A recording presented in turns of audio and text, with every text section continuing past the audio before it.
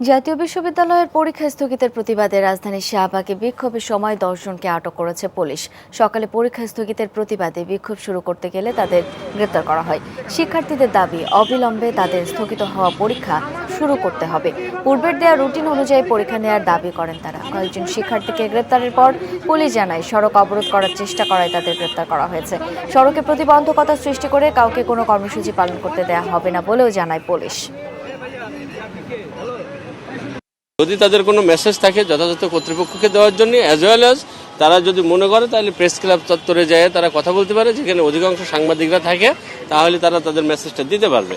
এটাই হচ্ছে মূল। এই কারণে আমরা শাহবাগ চত্বরে যাতে কেউ জড়ো হতে না পারে, এই জন্য আমাদের সার্ভিলেন্স রাখা আছে এবং আমরা এখানে বিভিন্ন পয়েন্টে পুলিশ দিয়ে এই পয়েন্টটাকে নিরাপদ যাতায়াতের রুট হিসেবে রাখার চেষ্টা করতেছি। শাহবাগে রয়েছেন সহকর্মী মনিরুল ইসলাম, যাচ্ছি তার কাছে। মনির, শাহবাগের এখনকার অবস্থা জানতে চাই আপনার কাছ থেকে।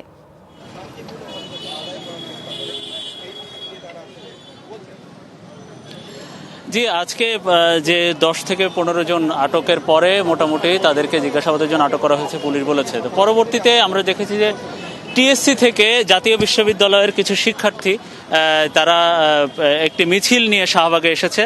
পরবর্তীতে পুলিশ তাদেরকে এখানে শাহবাগে আটকে দিয়েছে। তো এখন আসলে পুলিশের সাথে একটা কথা কাটাকাটি বা এই ধরনের দেন দরবার চলছে, তর্কাতর্কি চলছে যে তারা মানববন্ধন করতে চান, কিন্তু পুলিশ আসলে সেটিও করতে দিবে না। পুলিশ একটু শুরুতে এখানে বেশ পুলিশের যে মোটামুটি লাঠিসোঁটা নিয়ে বা টিয়ার শেল নিয়ে বা তারপরে পুলিশের যে সেফগার্ড এগুলো নিয়ে মোটামুটি পুলিশ প্রস্তুত যে তাদেরকে ঠেকিয়ে দিতে। পুলিশ মোটামুটি শাহবাগে আজকে তাদেরকে দাঁড়াতে দিবে না, এমনটি তাদেরকে জানিয়েছে। অন্যদিকে শিক্ষার্থীরা বলছেন যে যেদিন ঢাকা বিশ্ববিদ্যালয় অধিভুক্ত, শিক্ষা মন্ত্রণালয়ের নির্দেশনা অনুসারে যেদিন ঢাকা বিশ্ববিদ্যালয় অধিভুক্ত 7 কলেজের শিক্ষার্থীদেরকে এখানে পরীক্ষাটা স্থগিত করা হয়েছে, ওই একই দিনে জাতীয় বিশ্ববিদ্যালয় অধিভুক্ত সারা দেশে অনার্স এবং অনার্সের বিভিন্ন বর্ষের পরীক্ষা চলছিল, অনার্সের ভাইভা চলছিল, সেগুলো একই দিনে বন্ধ করে দেওয়া হয়েছে।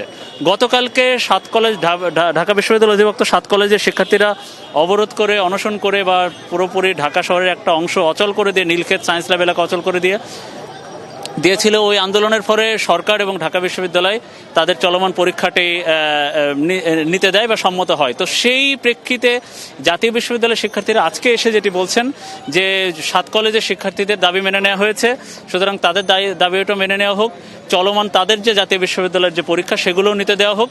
তো পুলিশ বলছে যে তাদের এই যে দাবি, তাদের বিভিন্ন ফোরামে বা ক্যাম্পাসে গিয়ে তারা করুক, রাস্তায় জনজীবন বিপন্ন করে নয় বা জনজীবন আটকে দিয়ে নয় বা রাস্তাঘাটে চলাচল বিঘ্ন সৃষ্টি করে পুলিশ কিছু করতে দিবে না। এবং আমরা দেখছি যে তারা এখানেই বসে পড়েছে শিক্ষার্থীরা।